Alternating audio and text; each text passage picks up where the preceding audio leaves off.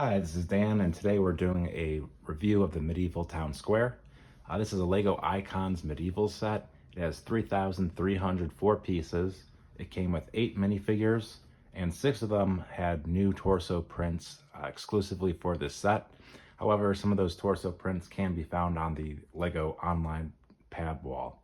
So let's go ahead and take a closer look at each of these individual builds. Here's the first build within the LEGO Medieval Town Square. It has 3 different buildings with a cheese factory, a wood shop, and then an artisan shop on the side. So let's just take a quick look around this building.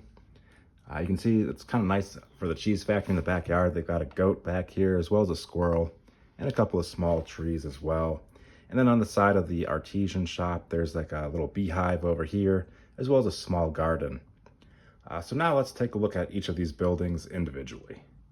So here's the inside of the artisan shop, and it has this cool tapestry. Now this is a sticker piece, but it depicts the Yellow Castle, the first LEGO castle set, as well as the Joust Tournament set, another old castle set, I think was from the 70s or maybe the early 80s.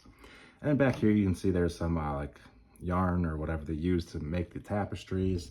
You got some tools on either side of the wall here, and even a candle on the wall here to show how they illuminate the inside of the building at night.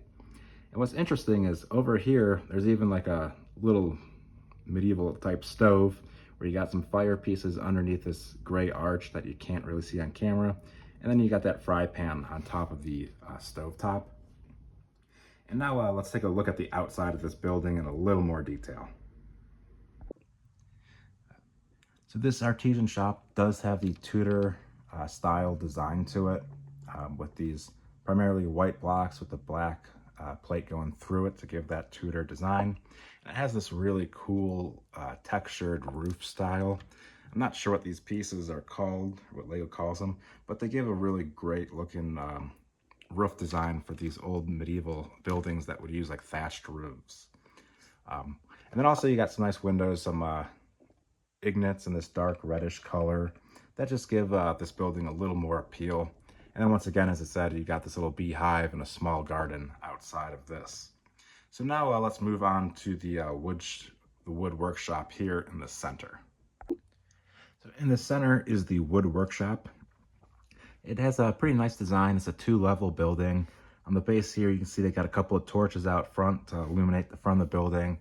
It's got this cool door here. It's dark brown with some like this mesh center. It's the same door that's used in like the medieval blacksmith, as well as some LEGO Kingdom sets from back in the day.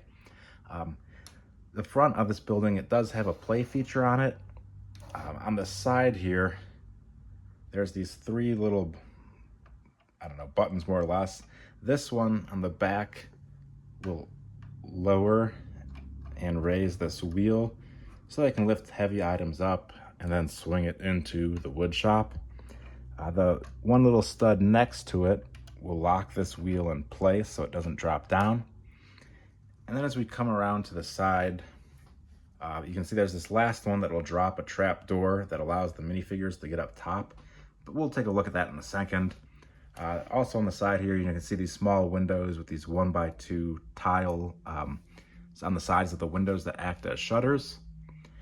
And as we come around to the back, you got that same window design with the shutters. You got this nice little awning, as well as the rear entrance to the wood shop.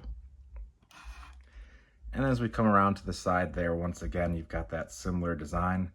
Now let's pop the top off and get a bird's eye view in, and so we can see that trapdoor as well. That gets you up to the 2nd floor. So the top just pulls right off. And as you look in, you can see there's some extra supplies in this back corner for the wood shop, for the woodworking.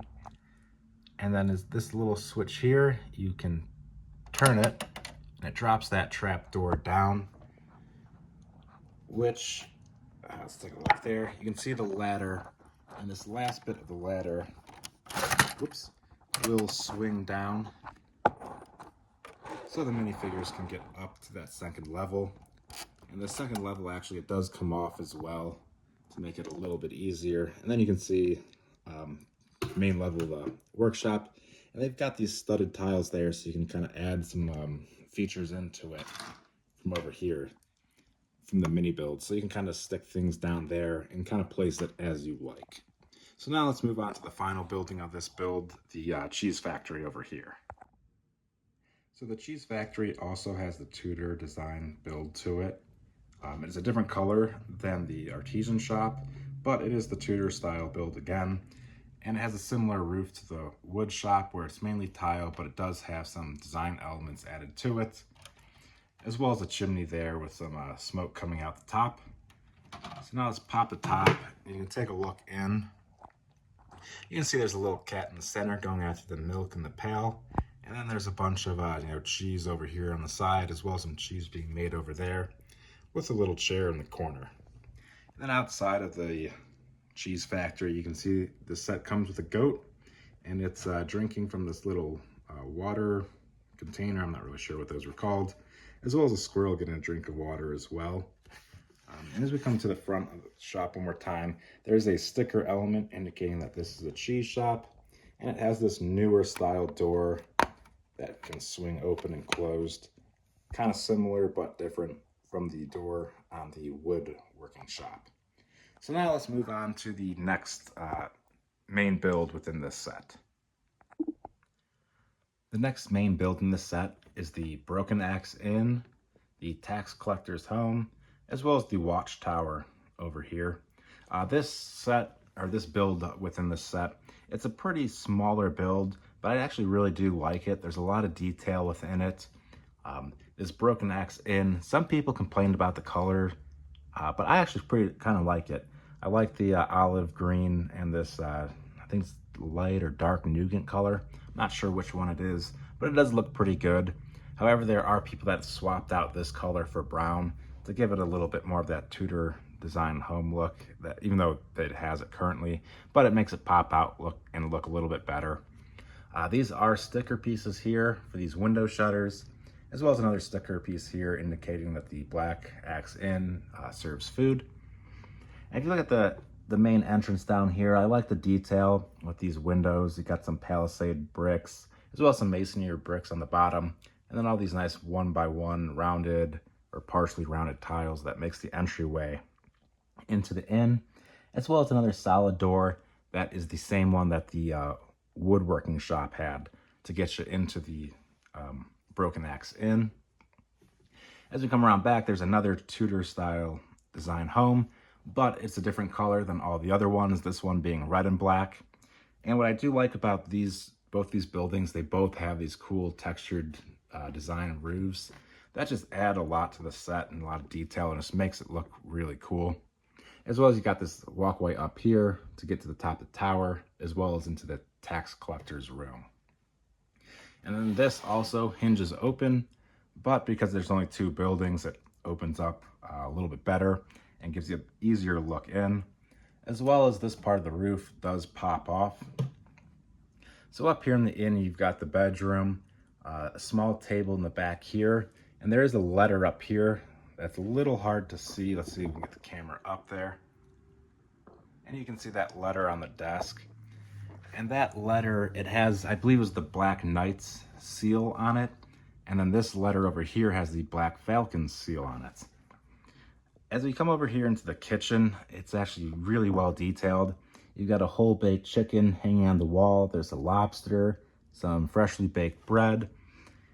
And then over here, let's get a little bit of a zoom in.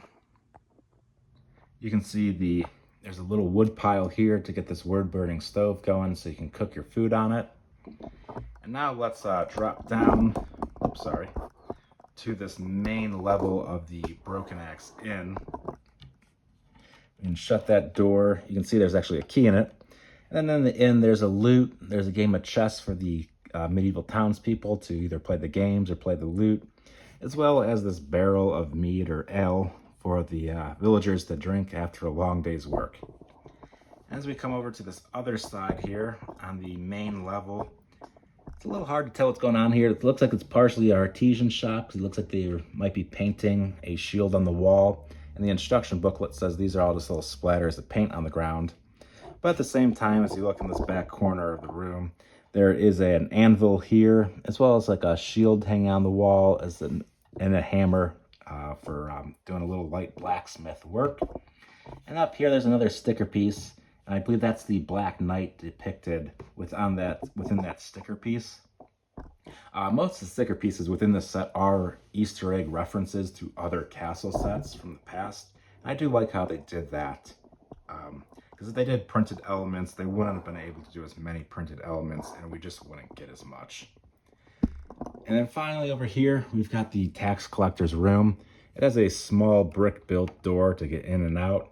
It's not the most practical door to get in and out for the minifigures, but it does work. And then you've got his bed over here. And then like a little nightstand with that letter I said from the Black Falcons, I believe. And then finally, we've got this watchtower over here. And what is a little interesting is there is a bat hanging down here that may be a reference to Basil the Bat Lord. I'm not entirely sure on that. And as we get a better look, zoom out here at that this tower. It's a pretty well built tower, and it does remind me a lot of the Lions Knights Castle. And actually in this set, in the instructions, it mentions that this medieval village, or this town square, is just outside of the Lion Knights Castle, so it would make sense that it would have the similar design. And one last Easter egg I almost forgot about is if you pull this sword, it actually slides out and you can see some money. And I think the instructions said the tax collector was skimming some money from the queen as he collects the taxes, and he just hides it within the inn there. So that was another fun little Easter egg that I almost forgot about because it just blends in so well with this build. The last bit of this set is a handful of mini builds we have here. Here, I believe this was the tax collector's cart that he rolls in and out of town with. Over here, we got this really cool tree. I do like the way this tree was built. Some people did complain, though, when this set came out because the tree was brown, whereas most trees within the classic medieval sets were black. However, all these elements, these brown elements in the tree do come in black, so you could rebuild this tree in black if you wanted to. And up here with these sticker pieces, you can see a couple of Easter eggs. The first one on the left is a goat with a coin that has $40 or 40 written on it, crossed out. And then another coin below it, 10. That's just a reference to how the prices of goats on the secondhand market have really dropped off in price since they released this set, and it has the gray goat as well as the sheep herder from the CMF minifigure lineup. With more goats being sold, it just made the price drop because before that, the only set that had goats was the Lego Kingdoms Village, or no, it was one of the Kingdom sets that came with a couple of goats. They were white with some brown spots. Those ones still are desirable, but now with more options of goats out there, they have become cheaper on the secondhand market. And over here we got another printed piece with Basil the Bat Lord on it, and he's riding his dragon, and that's a reference to an old classic set from, I don't remember when, either the 80s or 90s, where Basil the Bat Lord and his dragon, I don't know if he was fighting it or trying to ride it in the set, but yeah, that's just another reference to it. Next here is the cheese cart, or the cheese stand. There's the cheese factory, so you need a little stand to sell your goods at. In addition to having cheese, they have a croissant and a pretzel as well. Over here, you can see with this wood, or this guy with his axe, there's a little printed element of a wood on these 1x1 brown barrels. And just kind of showing how this guy's chopping up some wood, maybe to use it within the wood workshop. And over here we got another printed element with, it looks like some build designs for a building. Over here, I believe this is the tax collector's little stand. It has another letter on it, and I believe that is Basil the Bat Lord's seal on it. So that's interesting because it's just another reference to Basil the Bat Lord. And then here, we got the wood shop worker with her hammer. And then she has a chair that she's working on. I believe this is like a medieval lathe or something that she uses to build her woodworking projects. And then back here is another little mini build with a couple of shields. And this minifigure, she's painting the shields, the Lion Knights insignia on it. And this shield is just unpainted. And finally, we can go over the minifigures real quick. as shown before. This is a new printed piece torso for a villager, and she's the woodworker within the village. This is another new torso print. It's a nice one because it has some detail on it. You can see she's got like a little coin purse attached to her belt. This is a reused torso with the Lion Knights insignia on it. Next is the tax collector, and the tax collector is pretty cool. I like his purple outfit. It just looks really good, as well as his the printed face and hair that they chose for this guy. Just a really well designed one. And here's another, I believe this was another new one, the kid with his torso. And then we got this, I don't know, this old lady with a hood and this little skirt piece. And once again, that's another new printed element. But my favorite new one for this is the wolf pack. They really gave the wolf pack a cool new logo for this set, and they gave him that cool pearl dark gray crossbow, and it really just, you know, makes this wolf pack guy look good. And, you know, it's cool to see the wolf pack come back. And finally, we got this guy. I believe his torso is also reused. But that's all right. It's a pretty good looking torso, and it just gives you another medieval villager. So let's put this all back together and go over some final thoughts with the pros and cons of this set. Overall, I think this is a really good set. There were a lot of complaints about it when it came out with the color choice for this building and the fact that none of the buildings were modular. However, I think that's okay. If these buildings were all modular, the set would have cost a lot more. And because it did include, 5 different buildings as well as a watchtower, the build process did not become repetitive at any point. And the small builds were enjoyable. And I really do like that tree in the back, even though it's brown. I'm fine with that. I don't think it needs to be black to match the other sets. And another cool thing about this set is within the instruction booklet, they add some lore to this set. And we'll take a closer look at this in a minute. But it just adds, more to the set, and it builds the story with, the watchtower being there to alarm the villagers in the case of the wolf pack, comes back into town looking to loot the stores or the inn. So here within the manual, you can see they actually gave this town a name, and this is the village of Felsa. And if you read, it's kind of hard to see it here, but it talks all about the village, how this village attracts colorful clientele of creative people, from livestock and hay to homemade cheeses and ornate chairs. They provide the village and the castle referencing the Lion Knights castle, because this is supposed to be nearby that castle. It provides the castle with delightful food, entertainment, building supplies, and interior accessories. So I like how they kind of tied this set together with the Lion Knights castle, and how like this guy is the Queen's tax collector, and it kind of shows, outside the castle where the villagers within that, city would live. As you go over here, they go on to a little more detail as well. And they also reference the Lego Castle, I think it was the Village set. It was an older set that's similar to this, but it was different. Now let's take a second to go over some of the cons of this set, or the cons that I found within the set. And I think the biggest con for this set is just the box.